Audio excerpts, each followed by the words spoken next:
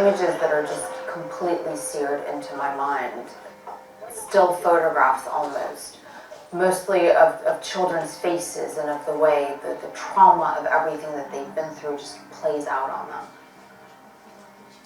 My name is Arwa Damon. I am a journalist. I've spent the majority of the last 20 years in war zones, and it was that experience that eventually in 2015 led to me deciding that I needed to do more than just report the news. And so I founded and launched my charity, Inara. Being this close to the fighting, one can't help but to think, but to wonder about the fate of the civilians who potentially might be trapped inside. Her name's Mariam. She's 10, and there with her older sister Inara. They say a mortar hit their house just as they were trying to make a run for it.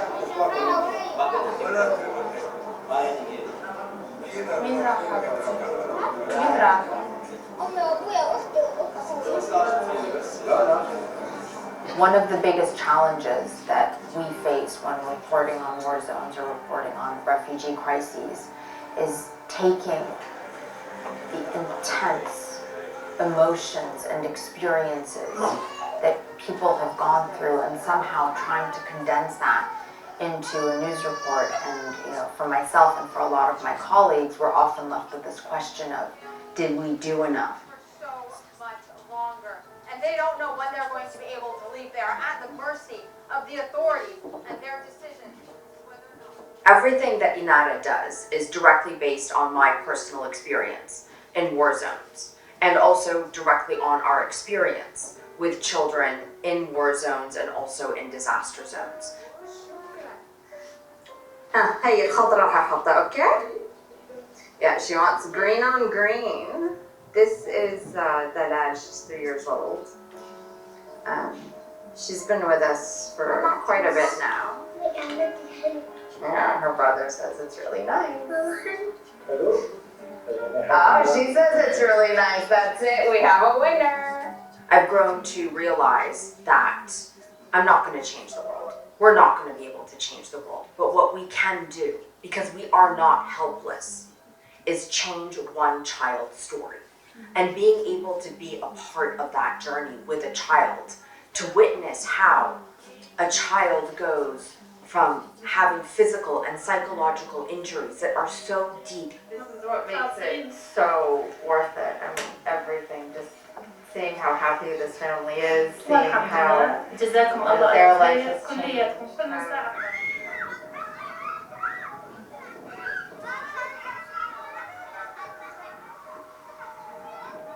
أهلين عجبوك الألعاب؟ Well, they're saying that their son used to, he started speaking a little bit. He knows at least making sentences. And now he doesn't really say much, he just kind of mumbles. Oppa! Hey, بدك إياها? Oh, look at that smile! They lose the spark of life in their eye to all of a sudden realizing and recognizing that despite everything that they have been through, their dreams are not dead, that they can still regain agency over their own life, that they can go back to school, that they can interact with their peers, that they can set bigger and better goals and ambitions for themselves. That is something that is just purely magical. فاتحين عينك الجديدة؟ يا سلام.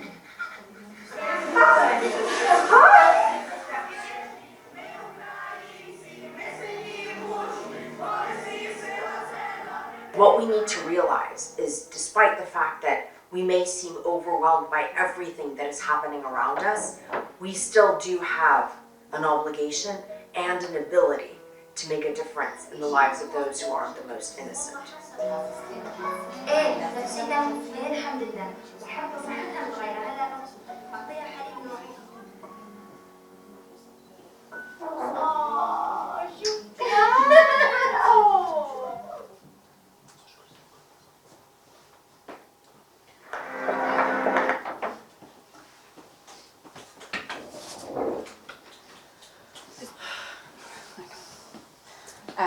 The thing is especially when you're in the space of war, whether it's as a journalist or in the humanitarian context, Can you get your microphone up? there's actually quite a few parallels that I wasn't necessarily fully aware of until I began crossing back and forth between each of the spaces.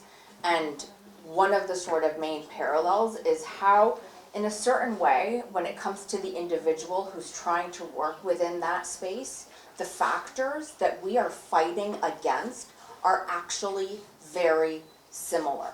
It's viewer apathy, it's dehumanization of who it is, who either story we're trying to tell or a population that we're trying to help.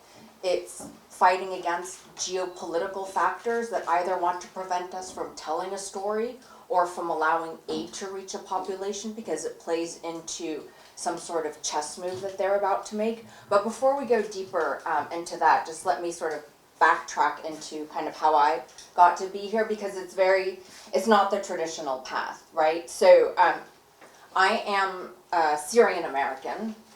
My mom is Syrian and my dad's American, and I always kind of say that I grew up in a household where breakfast was both labne and za'atar, so very Syrian traditional, and blueberry pancakes. My household was bilingual, Arabic and English. I didn't realize the difference between the two languages until I was about 3 years old. I was born in the US, and then we moved to Morocco, and then we moved to Turkey as a family. My parents were in education, so it was a very sort of cross-cultural experience. I studied biology and French in college in the US, and then I was in New York.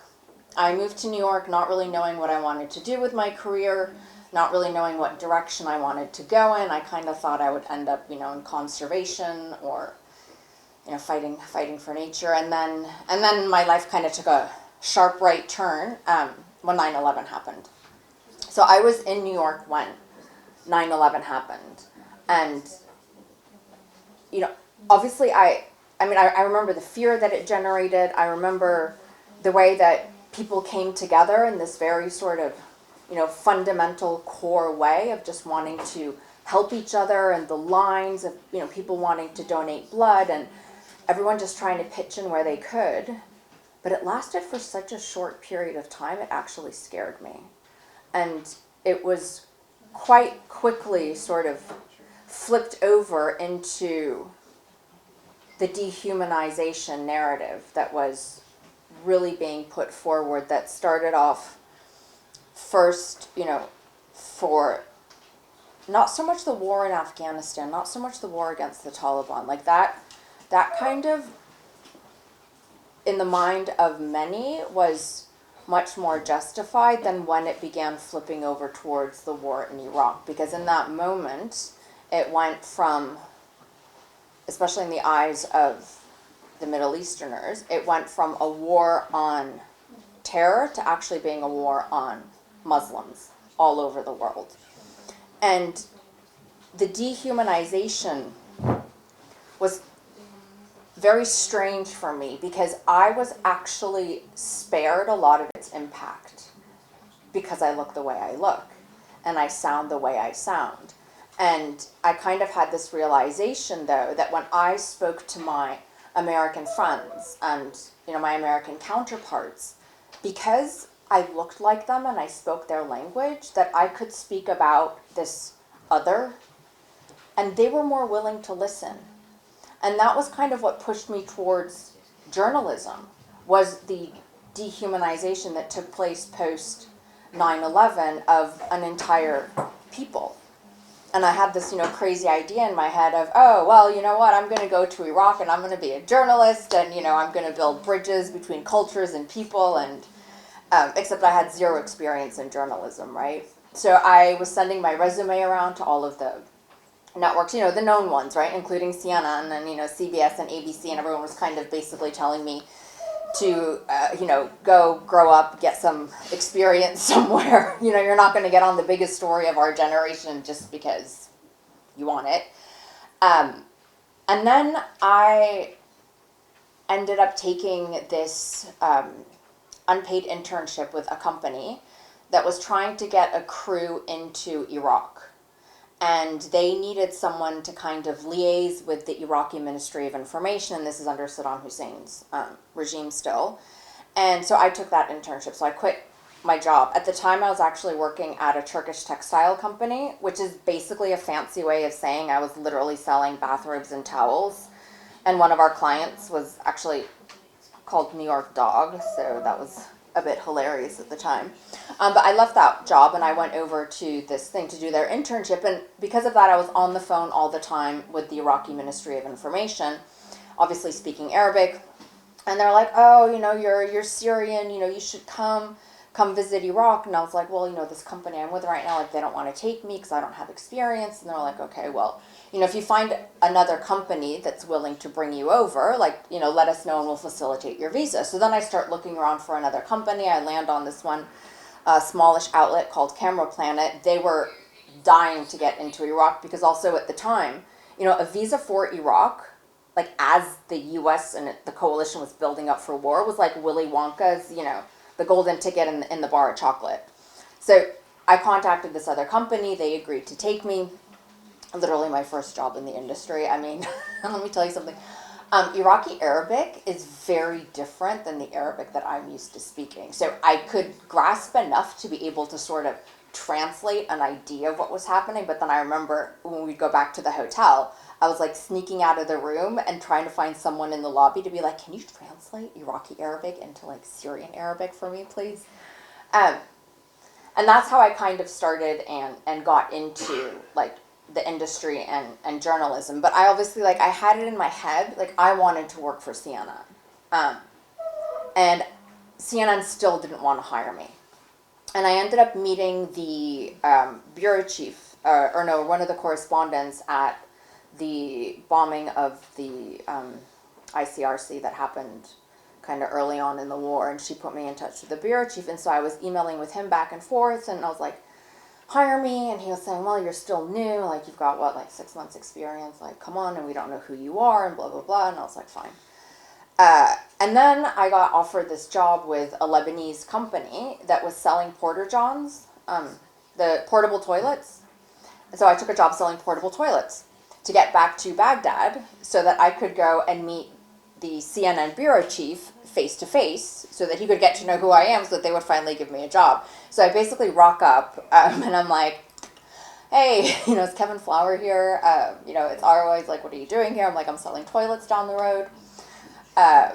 Let's have coffee. You said you wanted to get to know who I was. And that's kind of how I actually got my foot in the door at CNN. And then while I was there, I started off producing, but I also taught myself how to shoot. I taught myself how to edit so that, when you're out in the field and you're covering these kinds of stories, you want to be able to do multiple things. So, if the camera person is also having to edit the package, you can be there to help set up the live shot, to do all the other stuff so that the package actually makes air, blah, blah, blah.